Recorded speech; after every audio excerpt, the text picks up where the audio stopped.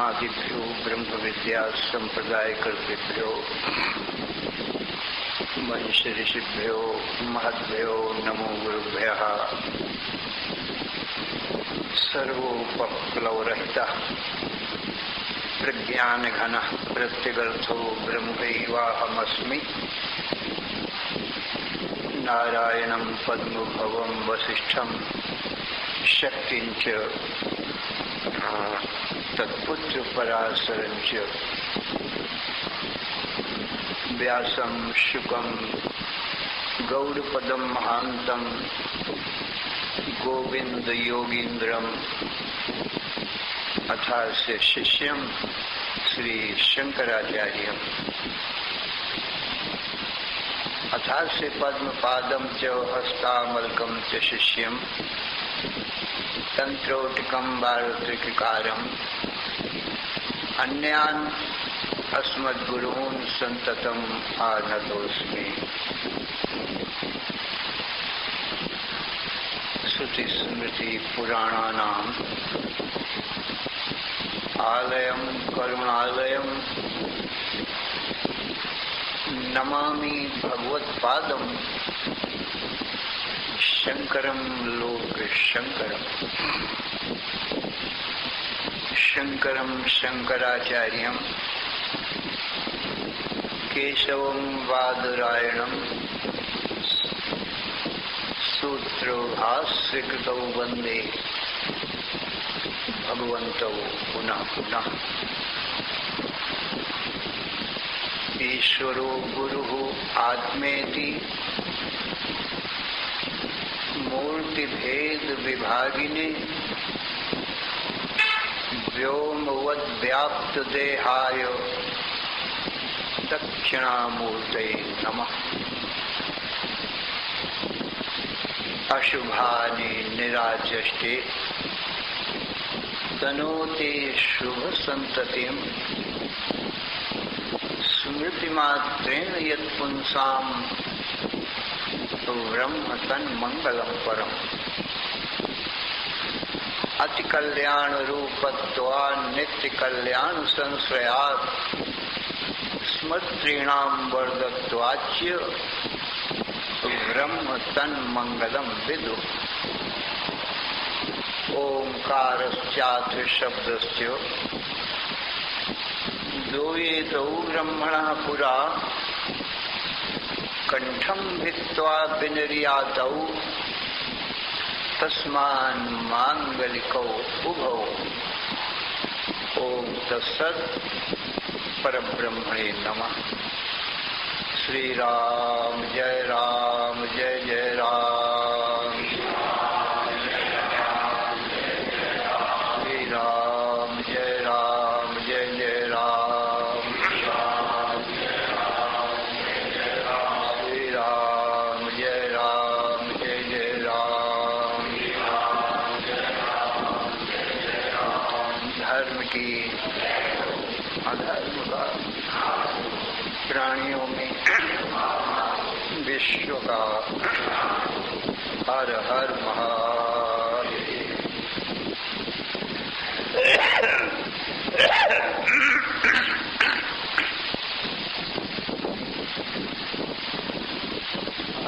शरण कारण करुण करुणा वरुणालय कर्तुम अकर्तुम अन्यथा कर्तुम समर्थ नित्य शुद्ध बुद्ध मुक्त स्वरूप अनंत कोटि ब्रह्मांड नायक परात्पर पूर्णतम पुरुषोत्तम परम ब्रह्म सच्चिदानंद घन सर्वज्ञ सर्वशक्तिमान भगवान श्री कृष्ण से अर्जुन ने पूछा, हे भगवान यत्रेयस्यान्निश्चितं ब्रूहि तन्मे शिष्यस्तेऽहं साधिमां त्वां प्रपन्नम्। हे भगवान मैं आपका शिष्य हूँ, आपकी शरण में हूँ, मेरा तन मन बुद्धि प्राण आपके चरणों में अर्पण है। आप मेरे परम कल्याण का उपाय बताएं।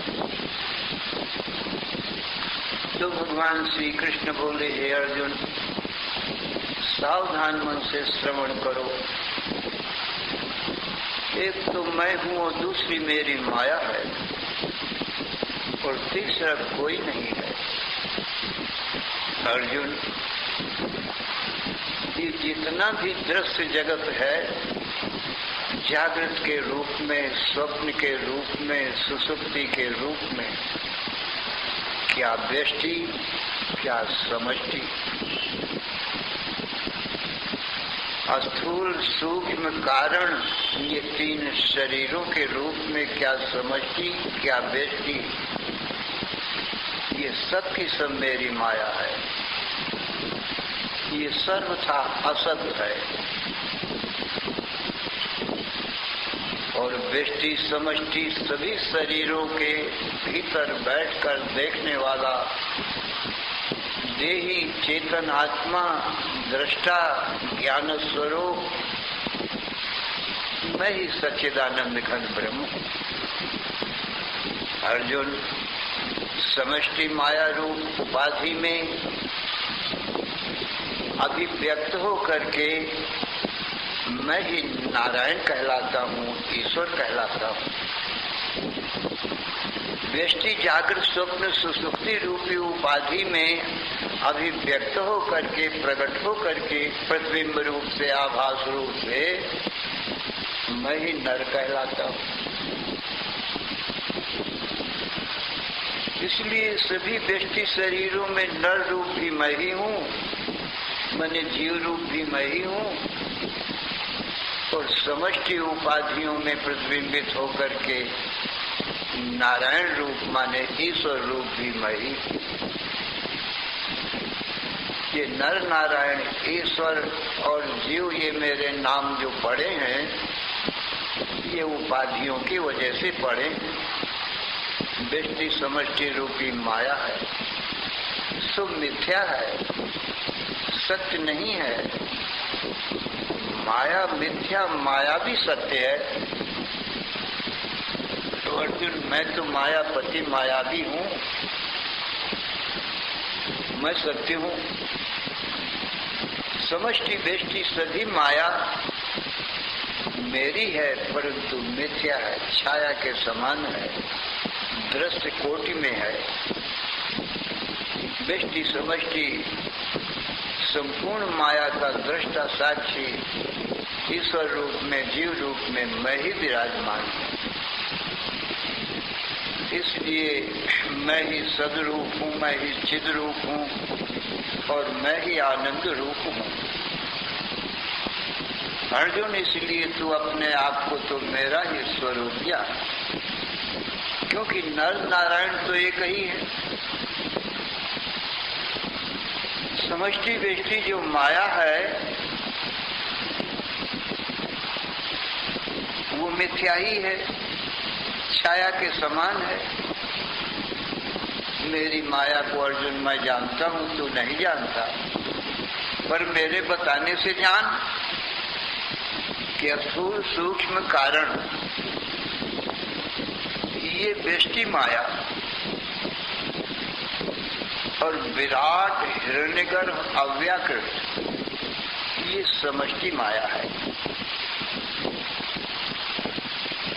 जागृत स्वप्न सुसुप्ति ये जीवों की अपनी अपनी व्यष्टि माया है। जागृत स्वप्न सुसुप्ति तो समष्टि जागृत स्वप्न सुसुप्ति को विराट हिरण्यगर्भ अव्याकृत कहते हैं। भगवान कृष्ण कहते ये समष्टि माया मेरी है,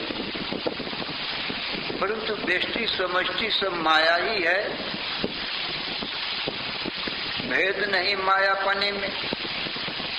जैसे एक वृक्ष व्यष्टि हो गया और वृक्षों का समूह वन का वो समष्टि हो गया। अरे एक एक वृक्ष मिलकर के सामूहिक वृक्षों का नाम ही वन हुआ है। और वन नाम की कोई चीज तो है नहीं। एक घर को व्यष्टि घर कहते हैं, यहाँ बहुत से घर इकट्ठा हैं। उस समष्टि घरों का नाम ग्राम, नगर व शहर हो जाता है, परंतु व्यष्टि व्यष्टि घर मिलकर ही तो ग्राम या नगर कहा गया है। भेद क्या रहा? यदि व्यष्टि व्यष्टि घर अलगा दिए जाएं तो नगर कहाँ है?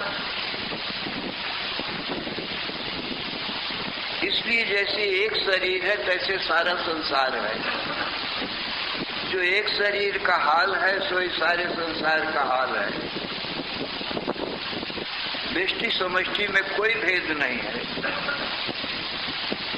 घर और नगर के समान, वृक्ष और वन के समान कोई भेद नहीं। इसलिए एक शरीर यदि मिथ्या है, माया मात्र है, तो एक एक शरीरों का समूह सारा संसार भी माया ही मात्र है। एक शरीर की उत्पत्ति नाश है तो सभी शरीरों की उत्पत्ति नाश है। एक शरीर के ज्ञान से सारे संसार का ज्ञान हो जाता है, क्योंकि जो एक शरीर का हाल है सो ही सब शरीरों का हाल है।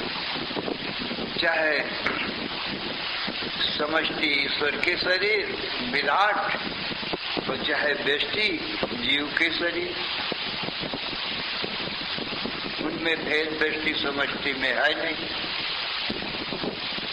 इसलिए एक शरीर के ज्ञान से सारा संसार का ज्ञान हो जाता है। और एक शरीर में जो चेतन तत्व है, ज्ञान तत्व है, दृष्टा तत्व है, उसके ज्ञान से सारे संसार के शरीरों में जो देखने वाला है वो सच्चिदानंद ब्रह्म है। एक शरीर में ही अपने आप को देख करके सारे शरीर में जितने शरीर हैं ईश्वर के चाहे जीव की व्यष्टि समष्टि सब में देखने वाला भी एक ही है। एक शरीर नाशवान, माया मात्र, छाया मात्र, तो सब संसार व्यष्टि समष्टि, क्या ईश्वर के शरीर, क्या जीव के शरीर, माया मात्र। और एक शरीर में जो चेतन है, ज्ञान है, सो इस सब शरीरों में चेतन ज्ञान है, उसका भी एकत्व ही है। इसलिए अर्जुन व्यष्टि के ज्ञान से समष्टि का ज्ञान हो जाता है। सारे संसार के ज्ञान के लिए सारे संसार में जाना नहीं पड़ता।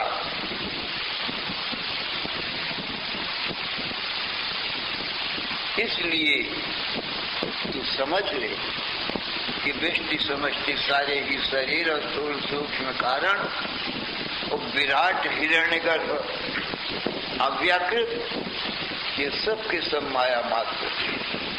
और व्यष्टि समष्टि सभी शरीरों में बैठ के देखने वाला नर नाम, जीव नाम भी मुझ ईश्वर का ही है।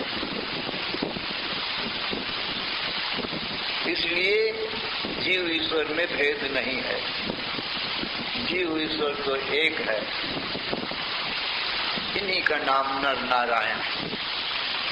अर्जुन तू नर का अवतार है, मैं नारायण का अवतार हूं। मैं सर्वज्ञ हूं, तू अल्पज्ञ है। उपाधि भेद से सर्वज्ञता अल्पज्ञता का भेद है,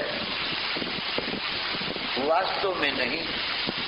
पर मेरे बताने से अब जान कि एक शरीर के ज्ञान से सब शरीरों का ज्ञान हो गया। एक चेतन के ज्ञान से एक शरीर में जो चेतन है सो सब शरीरों में चेतन है, उसका भी ज्ञान हो गया। इसलिए अब मेरे बताने से तू भी सर्वज्ञ है। क्या जानना बाकी रहा? अरे सब संसार को जान लिया, मेरी माया मात्र, मेरी छाया मात्र। छाया दृश्य होती है, पुरुष दृष्टा होता है। तो सब शरीरों में पुरुष भी एक ही है।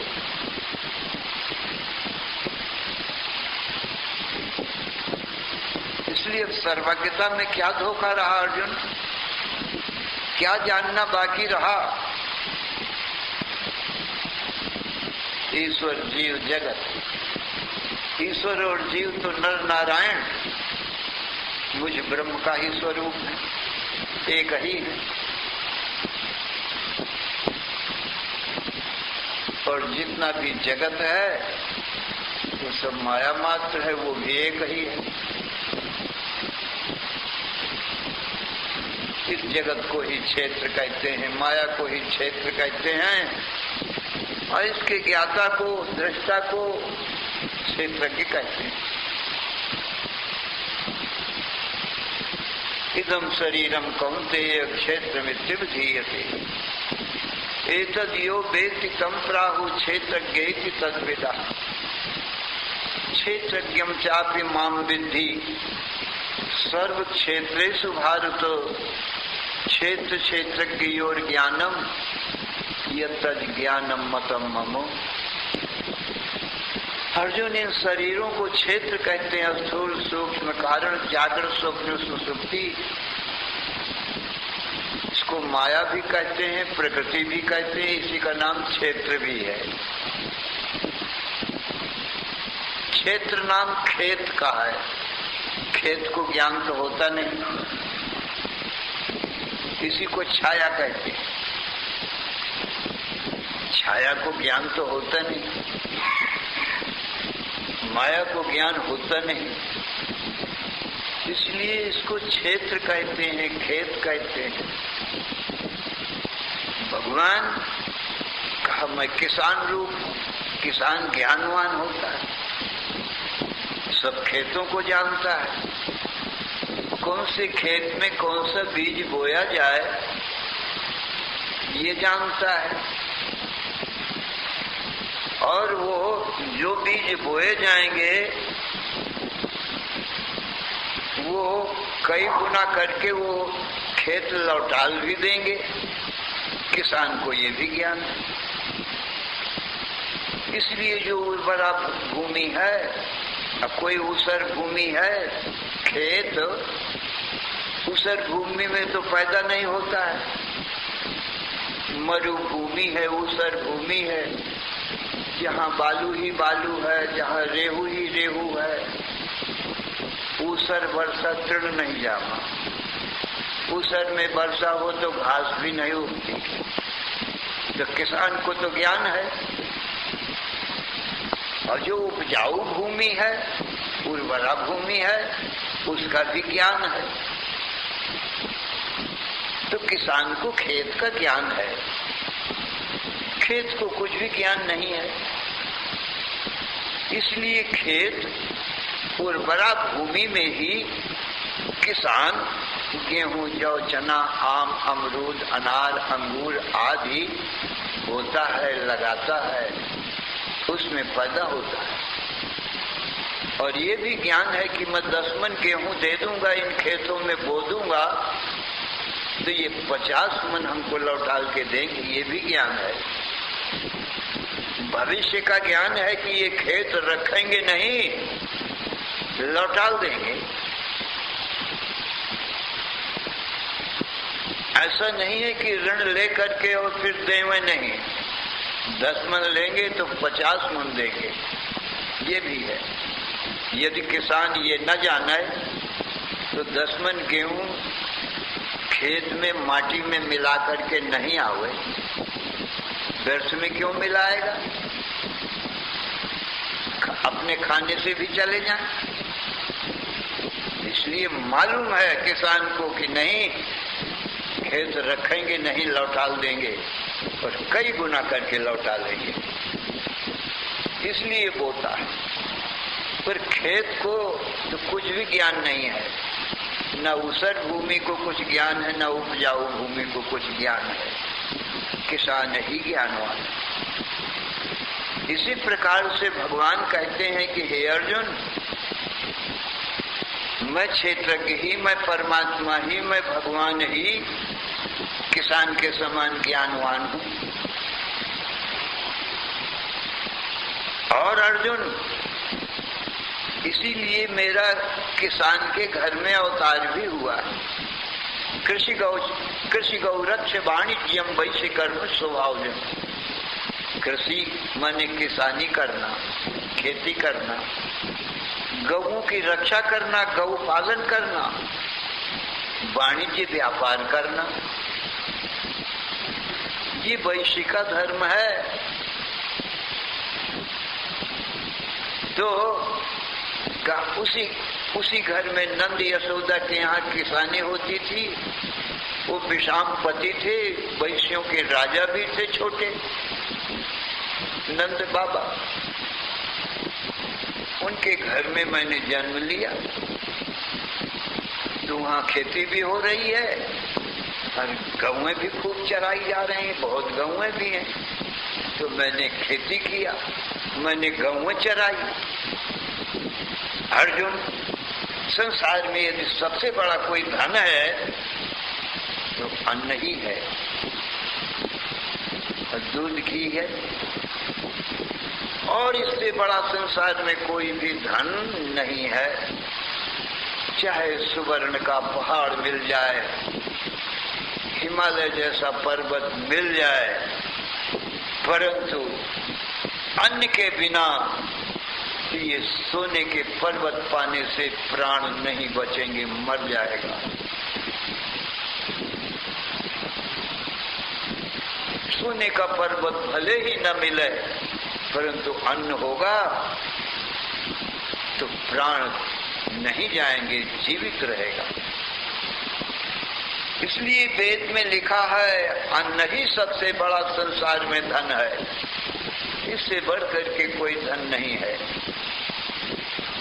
अन्नम बहुपुरिया अन्नम न पचक्षे अन्नम न निंद्यात्। अन्न बहुत पैदा करना चाहिए, क्यों? संसार भर के इन प्राणियों का जीवन है। अन्न के बिना सब मर जाएंगे।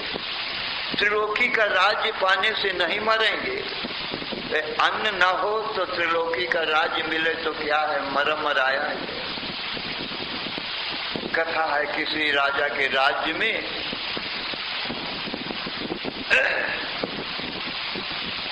अनावृष्टि अतिवृष्टि से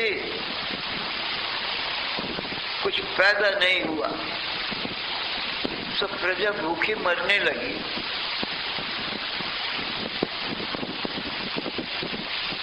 तो राजा रानी, राजकुमार राजकुमारियां भी भूखे मरने लगे, क्योंकि अकाल पड़ गया ना।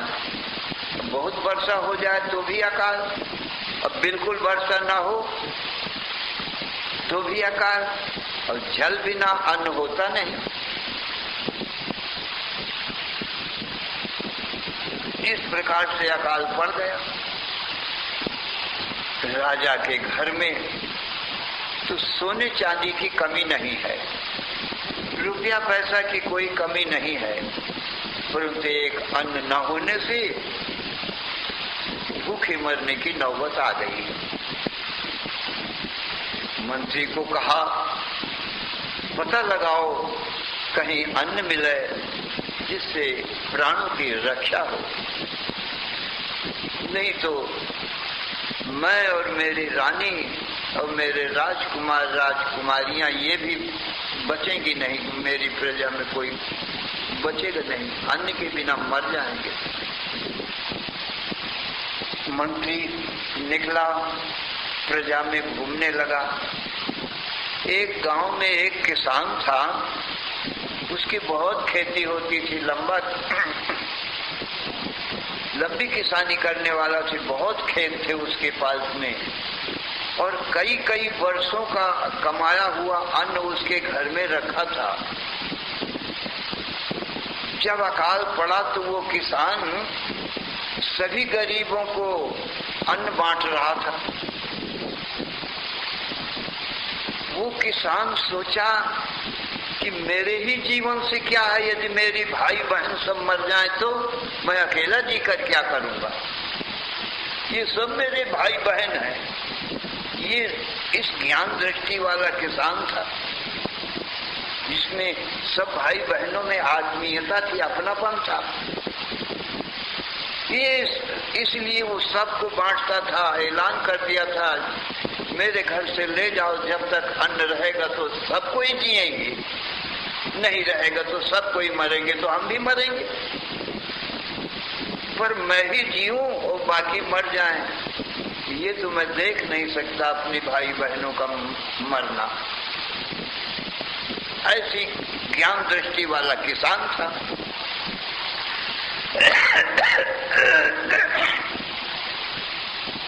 राजा का मंत्री खोजते हुए किसी किसान के पास में पहुंच गया। राजा ने कहा था जिस भी कीमत में कहीं अन्न मिले उस कीमत में तुम अन्न ले आओ। 1 सेर 1 किलो अन्न की, गेहूं जौ चना की कीमत यदि 1 लाख मन सोना देना पड़े तो 1 लाख मन सोना देकर भी 1 किलो गेहूं खरीद लो। क्यों? अपने यहाँ सोने चांदी की कमी नहीं है। इतना मूल्य मेरे लिए महंगा नहीं है, राजा कहता है, क्योंकि ये धन सोना चांदी से तो प्राण बचने वाले है नहीं, इसलिए धन दे करके तुम्हें अन्न ले आओ। इतना महंगा न समझो, सस्ता समझो, मिल जाए। मंत्री गया, किसान के पास में गया और अपना परिचय दिया कि मैं राजा का मंत्री हूँ। इस अकाल पड़ने से राजा के यहाँ भी अन्न नहीं है और वो भी भूखे मर रहे हैं। उन्होंने कहा है 1 सेर अन्न की कीमत 1 लाख मन सोना दे दो। 1 लाख मन सोने में 1 किलो 1 सेर अन्न खरीद लो तो सस्ता है। राजा ने ये कहा है, नहीं तो प्राण चले जाएंगे, सोना चांदी किस काम में आएगा। इसलिए महंगा नहीं, सस्ता ही समझ करके तुम ले आओ, ऐसा मुझको राजा ने कहा है। किसान बड़ा प्रसन्न हुआ और कहा, हे मंत्री, ओहो, ये सभी प्रजा हमारे भाई बहन हैं, अब वो तो हमारे राजा हैं, वो तो हमारे पिता के समान है। हम सब भाई बहन, प्रजा भाई बहन, अब वो हमारे पिता हैं। भला उनसे कोई मुझको मूल्य लेना है? अरे मैं सभी भाई बहनों को दे रहा हूँ, फिर माता पिता के लिए? राजा रानी तो माता पिता के समान है, इसलिए मैं आपको अन्न भरा देता हूँ और ये जो सोना चांदी है ये हमारे उपयोग का नहीं है। मंत्री, सोना चांदी हम क्या करेंगे किसान लोग? यदि कोई काम के होते तो मैं अवश्य स्वीकार करता, तो मेरे मतलब के नहीं है। तो राजा के यहाँ तो कुछ शोभा भी पा सकता है, धन दौलत, सोना चांदी, सोने के महल भी, पर मेरे यहाँ तो उस माटी का मकान और माटी के खेत, माटी में सब कुछ होता है, सोना चांदी में कुछ फायदा नहीं होता। सोना चांदी की सड़कें बनवा दो, मकान बनवा दो, सब कुछ बनवा दो, उसमें तो एक दाना भी अन्न का पैदा नहीं होगा। तो मेरे लिए तो कच्ची मट्टी ही अन्न पैदा करने वाली है, वही जीवन धन है। सोना चांदी क्या करूं? मेरे माता पिता हैं, मैं स्वयं लेकर के चलूंगा। और गाड़ी भरवाया,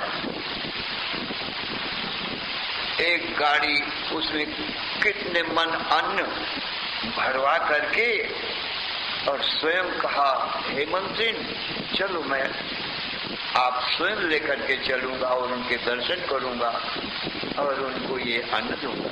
माता पिता है, मेरा सौभाग्य है आपने दया किया जो मेरे पास में आ गए।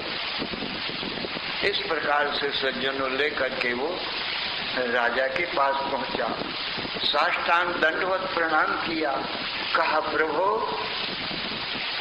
ये अन्न मेरे घर कई वर्षों का कमाया हुआ, बहुत खेती है मेरे यहाँ से रखा हुआ था, इस संग्रह था अन्न का, छोटे छोटे किसानों के पास में ज्यादा नहीं था, साल भर के खाने को भी नहीं होता छोटे किसानों के पास में, पर मैं बहुत बड़ा खेती वाला हूँ, बहुत अन्न कई वर्षों का जमा था और ये मेरे अन्न का आज सदुपयोग हुआ, इतने दिन के संग्रह का फल आज मिला है, नहीं तो बेकार ही था।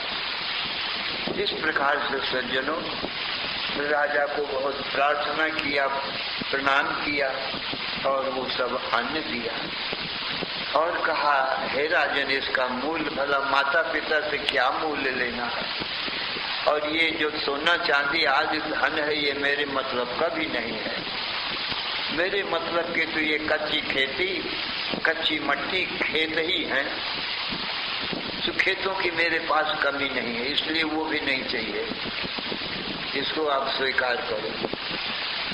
सब अन्न दे करके सज्जनों चला है। अस्तु, तो सबसे बड़ा धन अन्न है, परंतु ये किसान ही पैदा करता है। किसान ज्ञानवान है, खेत ज्ञानवान नहीं।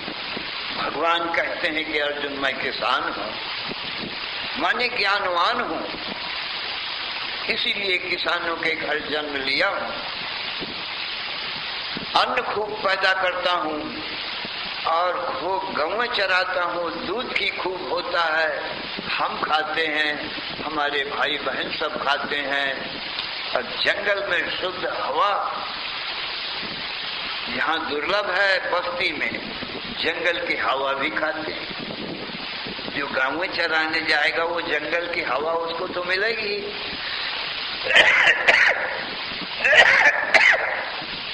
संत लोग कहावत कहते हैं न 100 दवा न एक शुद्ध हवा। जंगल की जो हवा है शुद्ध, वो 100 दवा के बराबर है शरीर की निरोगता के लिए। तो शुद्ध हवा मिलती है और जंगल में फल फूल खाने को मिलते हैं और गाँव भी चराते हैं, खेती किसानी भी देखते हैं। इसलिए धन हो चाहे मत हो उसकी और भी जरूरत नहीं है, यही धन है।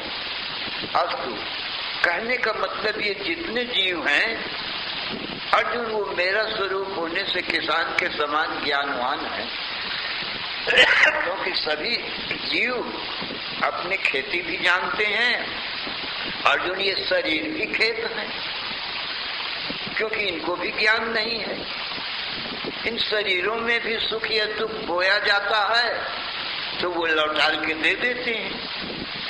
किसी शरीर में भाई बहन को कोई 4 गाली दे देवे तो खेत ठहरे, वो 10 गाली लौटा के आपको दे देंगे। कोई 4 तमाचा मार देवे किसी खेत को तो कहा वहां से 10 तमाचे लौटा के मिल जाएंगे, और कोई 4 डंडा मारे तो उधर से 10 डंडा लगेंगे। ये हाल है खेती में, ऐसा होता ही है, थोड़ा बोया जाता है ज्यादा मिलता है, तो ये भी सब जीव जानते हैं, इसमें तो संदेह नहीं है। किसान तो ज्ञानवान है ना, दुख बोकर दुख ही काटोगे, बस सकते केवल सुख बोकर जो कुछ दोगे वो आएगा कितने ही गुना अधिक होकर। जो भी बोगे आप सुख या दुख किसी भाई बहन रूपी खेतों में, इस शरीरों में, वो कई गुना लौटाल करके मिल जाएगा। द्रौपदी ने भगवान श्री कृष्ण की उंगली में थोड़ा सा खून निकल आया, सुदर्शन चक्र चला रहे थे, उस शिशुपाल के मारने के लिए चलाया था। तो जरा से कहीं चोट लग गई।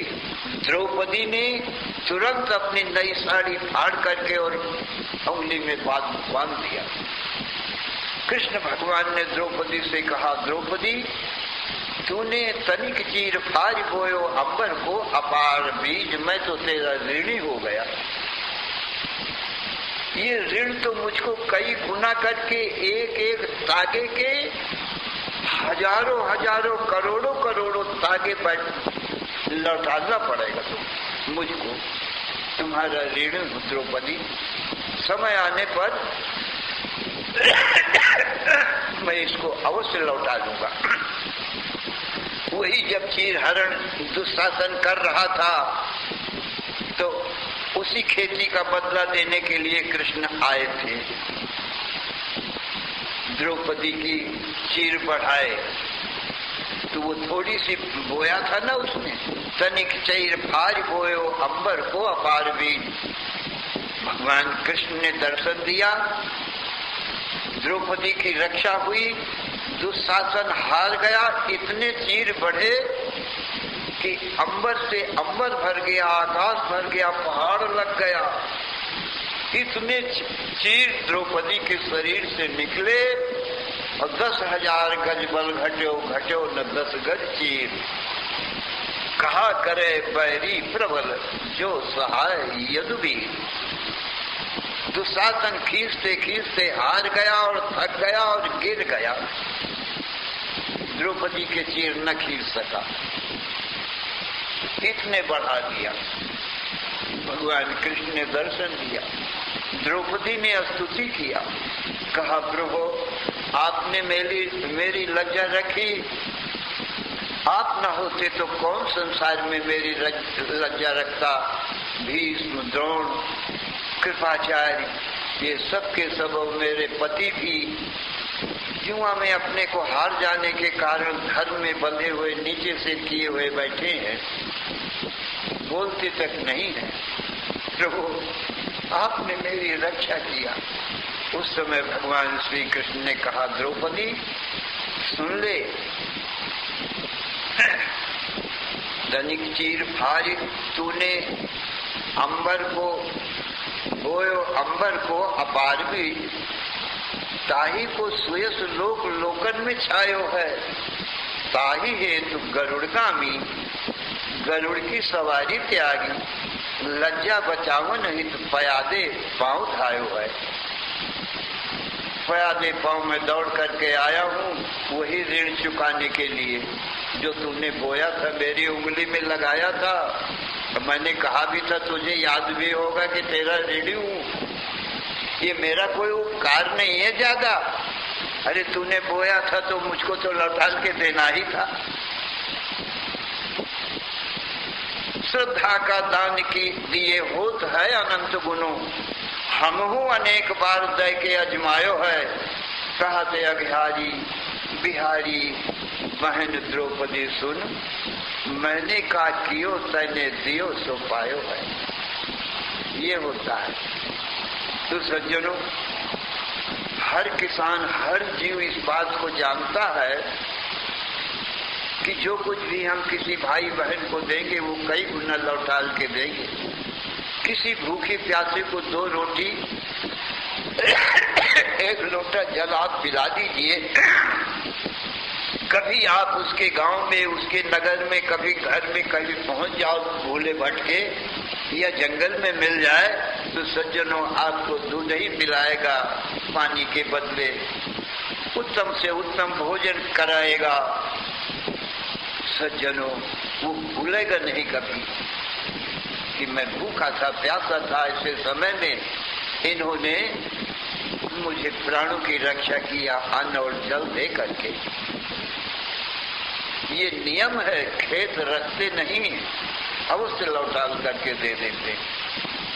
4 मीठी मीठी बातें किसी को बोलो तो 10 मीठी बातें उधर से आती है। थोड़ा सा सम्मान कर दो किसी का, आहा, उसके घर जाओ तो 4 गुना 10 गुना सम्मान तुम्हारा करेगा।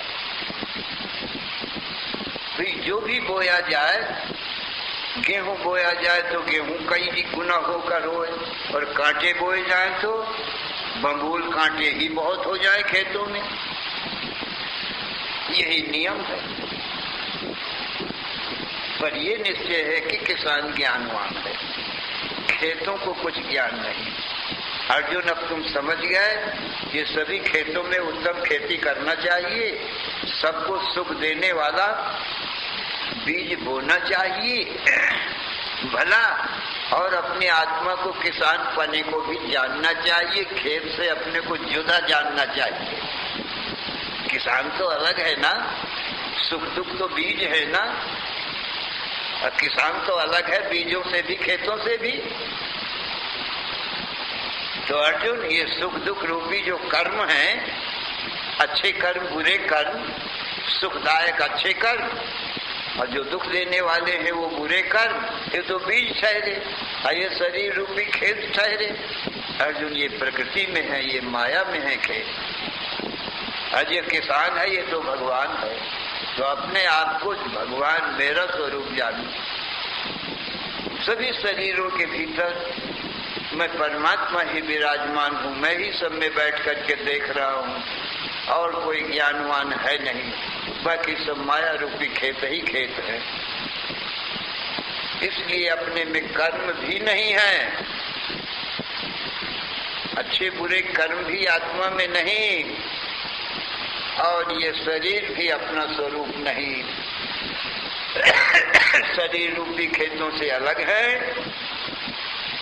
और शुभाशुभ कर्म रूपी बीजों से भी अलग है। इसलिए अपने को न्यारा ही जानना चाहिए। तो क्षेत्रज्ञम चापि माम विद्धि सर्व क्षेत्रेषु भारत, क्षेत्र क्षेत्र की ओर ज्ञानम यत्तद् ज्ञानम मतम ममो। अर्जुन, सभी क्षेत्रों में माने शरीरों में जो क्षेत्रज्ञ है, किसान के समान ज्ञानवान है, वह मैं परब्रह्म परमात्मा कृष्ण ही हूँ। और सब शरीर खेत में मेरी माया, इसको जानो, यही मेरी माया है। अर्जुन, संपूर्ण ज्ञान इतना ही है, क्षेत्र क्षेत्रज्ञ का ज्ञान संपूर्ण ज्ञान, क्योंकि इसके आगे और कुछ है नहीं। इसी को दृष्टा और दृश्य कहते हैं, ज्ञान अज्ञान कहते हैं, जड़ चेतन कहते हैं, माया ब्रह्म कहते हैं, प्रकृति पुरुष कहते हैं। इसी क्षेत्र क्षेत्रज्ञ के ही नाम है। तो हमारा तुम्हारा स्वरूप ब्रह्म है, से सब खेत रूप माया है। हमारा तुम्हारा स्वरूप पूर्ण पुरुष है, तो ये सारी खेत प्रकृति है। प्रकृति छाया के समान पुरुष के आश्रित पुरुष को ही दिखाई पड़ती है। पुरुष ज्ञान है ना, माया ये प्रकृति तो छाया है। इसलिए ज्ञान से ही, पुरुष से ही छाया की सिद्धि होती है, पर छाया कुछ है नहीं, झूठी चीज है, पुरुष से ही सत्य है। इसलिए सारा जागृत स्वप्न सुसुप्ति रूपी क्षेत्र माया प्रकृति छाया के समान होने से झूठी, हमारा तुम्हारा स्वरूप अर्जुन दृष्टा होने से सत्य है, सच्चिदानंद ब्रह्म है। तो अपने आप को क्षेत्रज्ञ ब्रह्म रूप जानो, से सब तीन समष्टि व्यष्टि सब शरीरों को माया रूप छाया रूप जानो। अब इस पुरुष को क्या कौन दुख दे सकता है? मतलब छाया भी कहीं पुरुष का कुछ बना सकती या बिगाड़ सकती, सुख दे सकेगी कि दुख दे सकेगी? छाया झूठी है। पुरुष का और छाया का क्या संबंध? अरे पुरुष तो अपनी छाया को देखता है, छाया दिखाई पड़ती है और वो बिल्कुल झूठी है, पुरुष को छू नहीं सकती है। हजारों छाया पुरुष से निकल पड़े, पुरुष का क्या बनता बिगड़ता है? कुछ नहीं। पुरुष तो ज्यों का त्यों निर्विकार रहे, तुम्हारी पुरुष की कोई हजारों फोटो उतार ले, वो छाया है तुम्हारी। तुम्हारे शरीर रूपी पुरुष में भी क्या क्या फर्क पड़ा? कुछ घटा बढ़ी हुई, कमी बेसी हुई? कुछ नहीं। ऐसे ही हजारों सारे संसार के शरीर अपनी छाया है। हम चेतन आत्मा पुरुष हैं, ये हजारों छाया निकल पड़ी और पुनः अपने आत्मा में समा गई, तो अपनी आत्मा का क्या बना और क्या बिगड़ा, क्या घटा और क्या बढ़ा? कुछ नहीं। छाया के बनने बिगड़ने से पुरुष का कुछ नहीं बिगड़ता। क्यों? छाया झूठी है और पुरुष सच्चा है। सत्य और मिथ्या का क्या संबंध?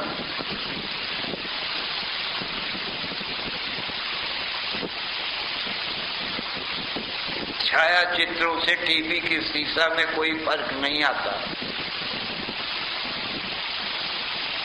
टीवी का शीशा तो ज्यों का त्यों शुद्ध ही रहता है। हजारों छाया चित्र आते हैं, हाथी घोड़ा रथ दौड़ते हैं, अग्नि जलती है, वायु चलती है, अस्त्र शस्त्र चलते हैं। टीवी की शीशा में कोई फर्क नहीं पड़ता, कोई स्पर्श नहीं होता, शुद्ध का शुद्ध रहता है। अर्जुन, आत्मा रूपी दर्पण में ये जगत रूपी छाया चित्र, माया चित्र दिखाई पड़ते हैं।